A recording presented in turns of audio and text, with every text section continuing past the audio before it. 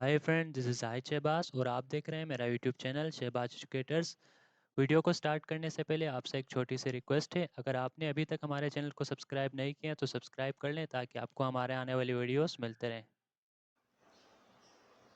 तो हम class 9 physics chapter number 6 को डिस्कस कर रहे थे और उसमें हमने कुछ टॉपिक डिस्कस कर लिए थे। आज हम देखेंगे कि किस तरह सेटेलाइट्स को हम ऑर्बिट में भेजते हैं और वो किस तरह प्लैनेट्स के गिर्द घूमती है, किस तरह वो मोशन करती है, उसको हम इस लेक्चर में कम्प्लीटली डिस्कस करेंगे।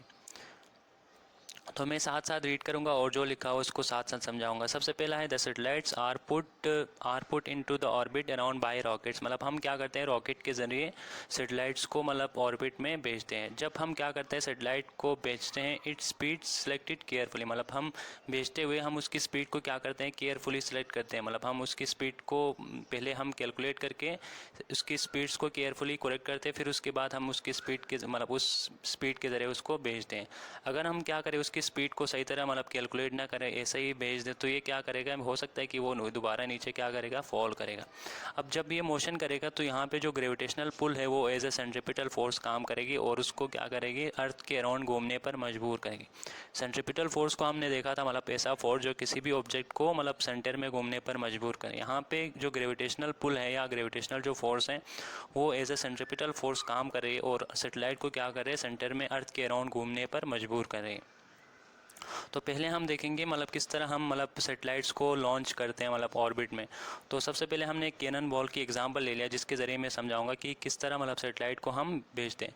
सबसे पहले फ़र्ज़ करें आप एक कैनन बॉल को आप ऐसा एग्जांपल के करें कि ये सेटेलाइट है। सबसे पहले हमने एक छोटा सा वेलोसिटी के ज़रिए फेंक दिया उसको, तो ये क्या करेगा, थोड़ा सा ऊपर जाएगा और नीचे ज़मीन पे क्या हो जाएगा, गिर जाएगा, क्योंकि उसकी स्पीड बहुत स्लो थी। अब हमने क्या किया, बॉल की स्पीड थोड़ा सा बढ़ाया, मीडियम स्पीड कर दिया, तो वो दोबारा क्या करेगा, थोड़ा सा ऊपर जाएगा, इस दफ़ा वो थोड़ा दूर जाके गिरेगा। इस तरह हमने स्पीड को ऐसा बढ़ाया बढ़ाया कि आखिर में क्या हो गया, स्पीड जो है बढ़ गया और आखिर में वो ज़मीन पे गिरना रुक जाएगा। वो हमेशा अर्थ की उसकी जो पाथ है वो हमेशा अर्थ के अराउंड ही चलेगा।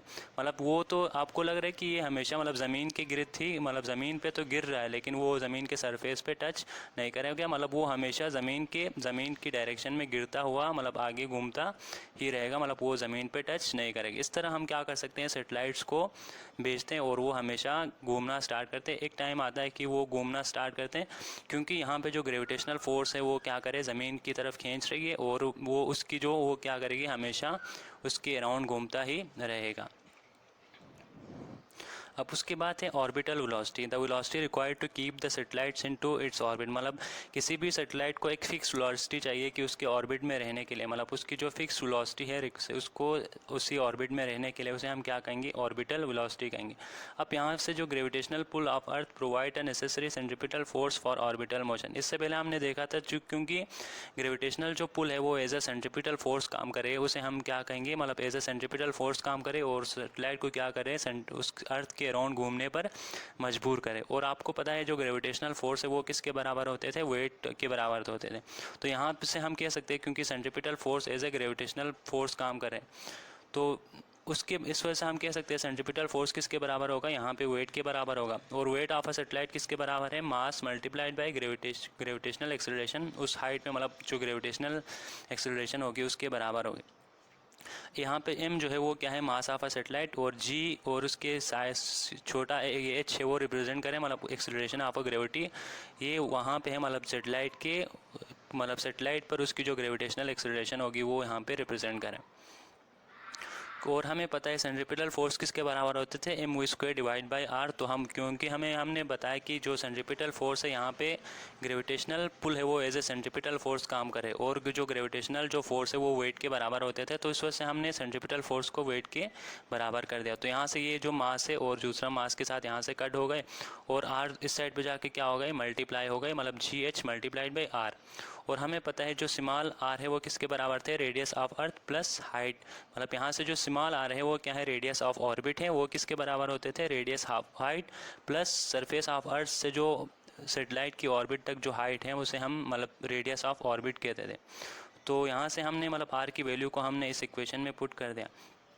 फिर हम देखते हैं if satellite is orbiting very close to earth surface, अगर मतलब सेटेलाइट जो है वो close to the earth surface हो तो हम कह सकते हैं कि इस छोटे से हाइट को हम क्या कर सकते हैं, इग्नोर कर सकते हैं। तो यहाँ से मतलब फ़र्ज़ करें इन केस ऑर्बिटल जो रेडियस होगी वो किसके बराबर होगी, मतलब रेडियस ऑफ अर्थ, क्योंकि हाइट बहुत अगर छोटा हो तो इस वजह से हमने सिर्फ रेडियस ऑफ अर्थ का, और जो ग्रेविटेशनल एक्सेलरेशन उस सेटेलाइट पे वो मतलब ज़मीन के सरफेस के ही बराबर होगी क्योंकि हाइट बहुत कम है। और वी सी को हमने क्या कर दिया, फिर वी के बराबर कर दिया, मतलब क्रिटिकल वेलोसिटी। उसके बाद यहाँ पे इसकी मतलब जी, फिर जी एच की जगह पे हमने जी और आर प्लस एच की जगह पे हमने सिर्फ आर लिख दिया, क्योंकि हमने फ़र्ज़ करें मतलब अगर कंडीशन क्या हो, मतलब बहुत ही जो ऑर्बिट है वो नीचे हो, मतलब ज़मीन के सरफेस के बहुत ज़्यादा करीब हो, तो इसकी वजह से मतलब हाइट और जो ग्रेविटेशन हाइट को हमने इग्नोर कर दिया, और जो जी एच है उसको हमने जी के बराबर कर दिया, क्योंकि हमने अगर कंडीशन लगाया था ना कि वो अगर सरफेस के बहुत ज़्यादा करीब हो। और ये जो वेलोसिटी हमें आ गई उसको हम क्या कहेंगे, क्रिटिकल वेलोसिटी कहेंगे। ये वेलोसिटी क्या है, the constant velocity required to put satellite into stable circular orbit. मतलब क्रिटिकल वेलोसिटी क्या है, मतलब ऐसा वेलोसिटी जो हमें चाहिए किसी भी सैटेलाइट को मतलब ऑर्बिट में भेजने के लिए, मतलब जो हमें एक कांस्टेंट वेलोसिटी चाहिए उसे हम क्या कहेंगे, क्रिटिकल वेलोसिटी। मतलब एक ऐसा वेलोसिटी जिसको जो किसी भी सेटेलाइट को ऑर्बिट में भेजने के लिए एक कांस्टेंट वेलोसिटी चाहिए उसे हम क्रिटिकल वेलोसिटी कहेंगे। और जो सेटेलाइट में घूमने के लिए उस वेलोसिटी को हमने क्या कहा था, ऑर्बिटल वेलोसिटी कहा था।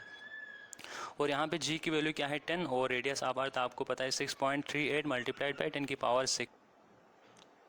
तो यहाँ पे आपने एक पॉइंट याद रखनी है, यहाँ पे जो क्रिटिकल वेलोसिटी है इसको हम ऑर्बिटल वेलोसिटी भी कहते हैं, क्योंकि जिस वेलोसिटी से आप क्या करेंगे, सैटेलाइट को ऑर्बिट में भेजेंगे उसी वेलोसिटी से क्या करेगा, वो वहाँ पे रिवॉल्व करेगा। सही है। तो इस वजह से मतलब यहाँ पे क्रिटिकल वेलोसिटी को हम क्या कह सकते हैं, ऑर्बिटल वेलोसिटी या ऑर्बिटल स्पीड भी कह सकते हैं। तो मतलब हमने जस्ट इनको मतलब टर्म को हमने डिफ्रेंशिएट किया हुआ, मतलब ऑर्बिटल वेलोसिटी जिस वेलोसिटी से मतलब सैटेलाइट्स ऑर्बिट में घूमते हैं उसे हमने ऑर्बिटल वेलोसिटी कहा, और यहाँ पे क्रिटिकल वेलोसिटी ऐसा वेलोसिटी जिससे हम क्या करते हैं, मतलब सैटेलाइट को ऑर्बिट में भेजते हैं। तो यहाँ पे जिस वेलोसिटी से भेजेगी उसी वेलोसिटी से क्या करेंगे, मतलब ऑर्बिट में सैटेलाइट घूमेगी। तो इस वजह से यहाँ पे हम क्रिटिकल जो वेलोसिटी है उसको हम क्या कह सकते हैं, ऑर्बिटल वेलोसिटी भी कह सकते हैं। तो हमारा एक क्वेश्चन बन गया, वी से equal to √g multiplied by r. तो हमारा g की वैल्यू क्या है 10 मीटर पर सेकेंड स्क्वायर, और r की वैल्यू क्या थी 6.38 मल्टीप्लाइड बाई 10 की पावर 6। इन दोनों को मल्टीप्लाई कर दिया और हमने रूट ले लिया, तो क्या बच गया 7.99 मल्टीप्लाइड बाई 10 की पावर 3 मीटर पर सेकेंड। तो हमने 10 की पावर 3 की जगह पे हमने किलो लिख दिया प्रीफिक्स में। तो क्रिटिकल वेलोसिटी हमारे पास आ गया 8.0 किलोमीटर पर सेकेंड। और ये वो वेलोसिटी है जिसके ज़रिए हम क्या करते हैं, सैटेलाइट को मतलब उसके ऑर्बिट में भेजते हैं। It should be noted that अगर सैटेलाइट क्या हो क्लोजर टू अर्थ हो तो ग्रेविटेशनल पुल उसको क्या करेगी, बहुत ज़्यादा अट्रैक्ट करेगी, तो उसकी वजह से मतलब उसकी स्पीड क्या होगी, बहुत ज़्यादा होगी। अगर सैटेलाइट अर्थ से बहुत दूर हो तो उस पर ग्रेविटेशनल पुल कम लगेगी, उसकी वजह से मतलब उसकी स्पीड जो है वो क्या होगी, कम होगी। मतलब जितना सैटेलाइट ज़मीन के करीब होगा उतना वो तेज़ी से घूमेगा, और जितना सैटेलाइट ज़मीन से दूर होगा उतना वो स्लो घूमेगा।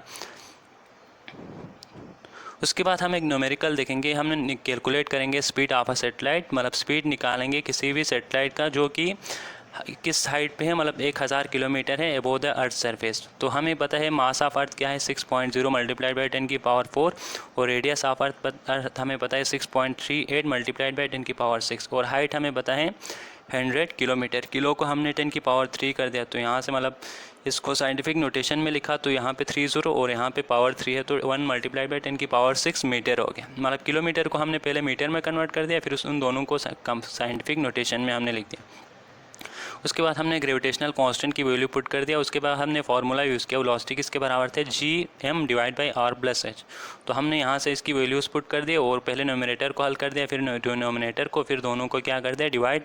तो यहाँ से हमें वेलोसिटी जो आ गई वो क्या आ गई 7.36 मल्टीप्लाइड बाई 10 की पावर 3 मीटर पर सेकेंड। और ये हमारा क्या है, ऑर्बिटल स्पीड है, जो कि सेटेलाइट मतलब अगर 100 किलोमीटर हाइट पे हो तो उसमें मतलब इतनी वेलोसिटी से वो क्या कर रही होगी, घूम रही होगी। तो आज का ये हमारा एक लेक्चर था। उम्मीद है कि आपको समझ आ गए होंगे। अगर आपको ये वीडियो पसंद आए तो आपने हमारे चैनल को सब्सक्राइब और बेल आइकन को भी दबा देना है, ताकि आपको हमारे आने वाले वीडियोस मिलते रहें। Thanks for watching.